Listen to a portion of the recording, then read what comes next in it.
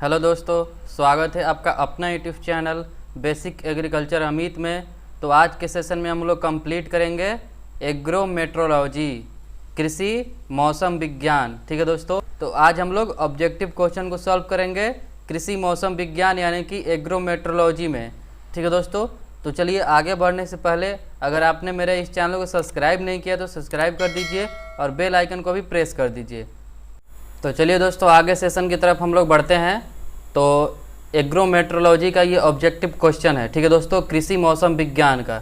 तो चलिए नंबर 1 की तरफ चलते हैं। नंबर 1 की तरफ, तो देश या प्रदेश के मौसम को दर्शाने वाले मानचित्र को क्या कहते हैं। ठीक है दोस्तों, देश या प्रदेश के मौसम को दर्शाने वाले मानचित्र को क्या कहते हैं। आपका विकल्प है दोस्तों वायुमंडलीय मानचित्र, जलवायु मानचित्र, अंतरिक्ष मानचित्र और मौसम मानचित्र। ठीक है दोस्तों, तो आपका सही विकल्प है मौसम मानचित्र। ठीक है दोस्तों, आपका सही विकल्प है मौसम मानचित्र।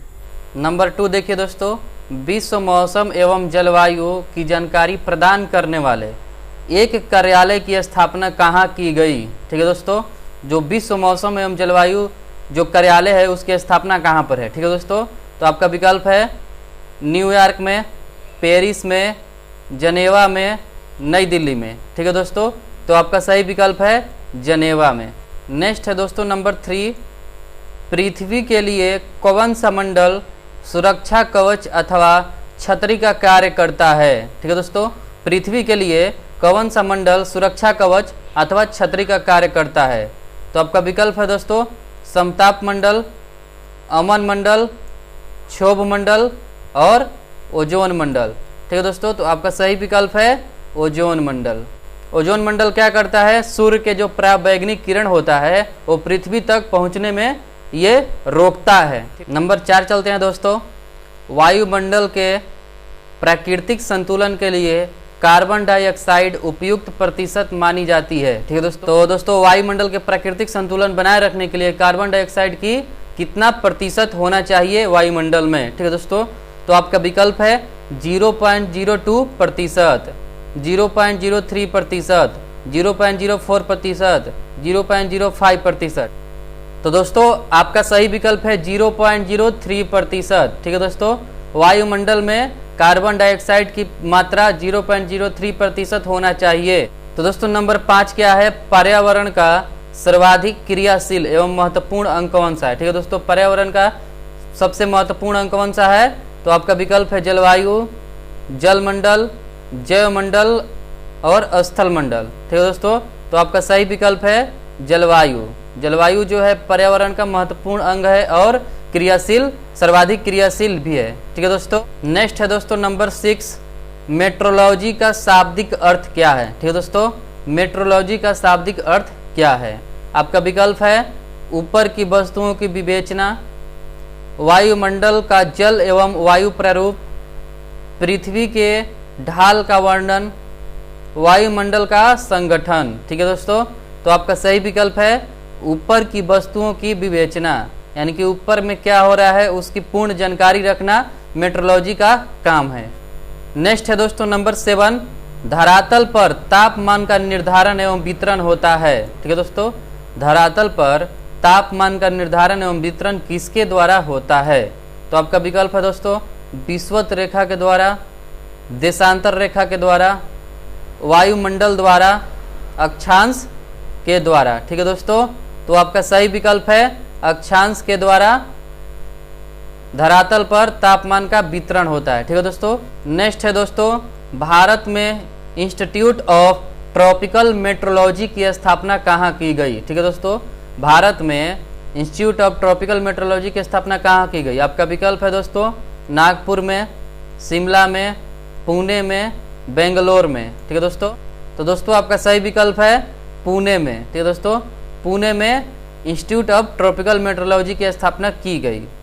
नेक्स्ट है दोस्तों नंबर 9, जीवधारियों के लिए सबसे हानिप्रद किरणें कौन सी होती है। ठीक है दोस्तों, जो जीवधारी होते हैं उनके लिए सबसे हानिप्रद किरण कौन सी होती है। ठीक है दोस्तों, तो आपका विकल्प है गामा, बीटा, एक्स। ठीक है दोस्तों, एक्स, पराबैंगनी। ठीक है दोस्तों, तो आपका सही विकल्प है पराबैंगनी। पराबैंगनी जो किरण होती है वो जीवधारियों के लिए हानिप्रद होती है।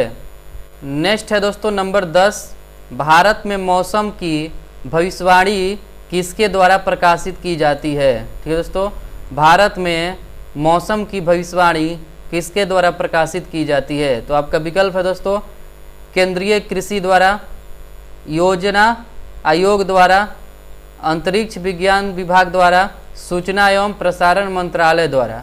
ठीक है दोस्तों, तो आपका सही विकल्प है अंतरिक्ष विज्ञान विभाग द्वारा। ठीक है दोस्तों, अंतरिक्ष विज्ञान विभाग द्वारा दोस्तों भारत की मौसम की भविष्यवाणी की जाती है। नंबर 11 क्या है दोस्तों? उत्तर प्रदेश एवं पंजाब राज्यों की जलवायु किस फसल के लिए उपयुक्त है? ठीक है दोस्तों, उत्तर प्रदेश और पंजाब राज्य की जलवायु किस फसल के लिए सबसे ज़्यादा उपयुक्त है? ठीक है दोस्तों, तो आपका विकल्प है कपास के लिए, गेहूं के लिए, केला के लिए, चाय के लिए। तो आपका सही विकल्प है दोस्तों गेहूं के लिए उत्तर प्रदेश और पंजाब की जलवायु सबसे ज़्यादा उपयुक्त है। नेक्स्ट है दोस्तों नंबर 12, मौसम पूर्वानुमान के लिए विस्तृत ज्ञान प्राप्त करना आवश्यक है। ठीक है दोस्तों, अगर मौसम का पूर्वानुमान करना है तो हमको किस बात का ज्ञान होना चाहिए दोस्तों? तो आपका विकल्प है स्थल मंडल, मानसून का, अंतरिक्ष विज्ञान का और स्थानीय धरातल कीर्ति का। ठीक है दोस्तों, तो दोस्तों आपका सही विकल्प है अंतरिक्ष विज्ञान का। ठीक है दोस्तों, अंतरिक्ष विज्ञान का विस्तृत जानकारी होना आवश्यक है मौसम पूर्वानुमान करने के लिए। ठीक है दोस्तों, नेक्स्ट है दोस्तों नंबर 13, मौसम मानचित्रों के अध्ययन में किसका ज्ञान होता है? मौसम मानचित्रों के अध्ययन में दोस्तों किसका ज्ञान होता है? तो आपका विकल्प है वर्षा की मात्रा का, सूर्य के तापमान का, वायु दाब प्रवणता का, मौसम के स्थायित्व का। तो दोस्तों आपका सही विकल्प है वायु दाब प्रवणता का ज्ञान होता है किसमें? मानचित्र के अध्ययन में। नेक्स्ट है दोस्तों नंबर 14, भारत के केंद्रीय मौसम वेधशाला स्थापित कहाँ की गई? ठीक है दोस्तों, भारत के केंद्रीय मौसम वेधशाला स्थापित कहाँ की गई? तो आपका विकल्प है दोस्तों नई दिल्ली में, मुंबई में, चेन्नई में और पुणे में। तो दोस्तों आपका सही विकल्प रहेगा पुणे में। पुणे में क्या है? भारत के केंद्रीय मौसम वेधशाला है। नेक्स्ट है दोस्तों नंबर 15, वायुमंडल में जितना हम ऊंचाई की ओर बढ़ते जाएंगे वायु दाब उतना ही क्या होता है दोस्तों? हम लोग वायुमंडल में जितना हम ऊंचाई की ओर बढ़ते जाएंगे वायु दाब उतना ही, आपका विकल्प है बढ़ता जाएगा, घटता जाएगा, तीव्र होता जाएगा, सामान्य रहेगा। ठीक है दोस्तों, तो आपका सही विकल्प है घटता जाएगा। ठीक है दोस्तों, नेक्स्ट है दोस्तों नंबर 16, समुद्र तल पर सामान्यतः वायु दाब कितना होता है? ठीक है दोस्तों, समुद्र तल पर सामान्यतः वायु दाब कितना होता है?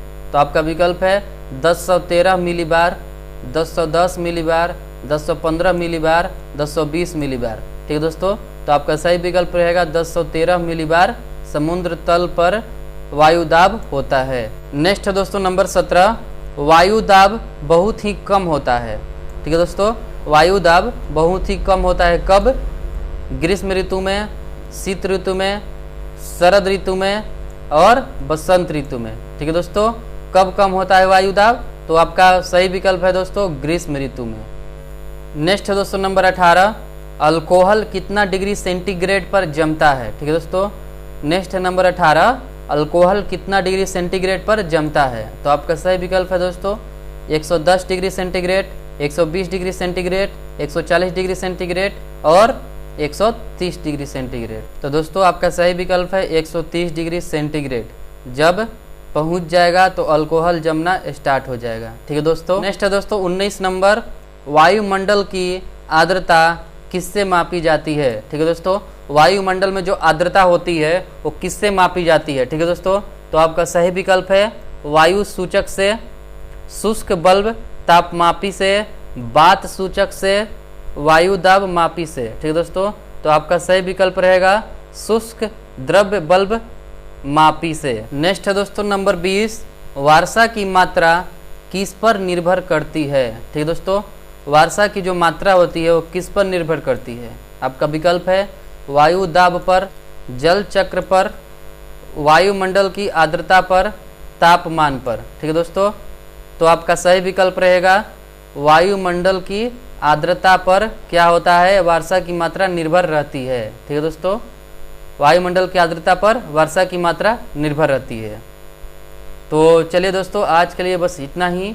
मिलते हैं नेक्स्ट वीडियो में नेक्स्ट डे। दोस्तों अभी तक आपने इस चैनल को सब्सक्राइब नहीं किया तो सब्सक्राइब कर दीजिए और बेल आइकन को भी प्रेस कर दीजिए और अपने दोस्तों के साथ शेयर कीजिए। तो तब तक के लिए धन्यवाद।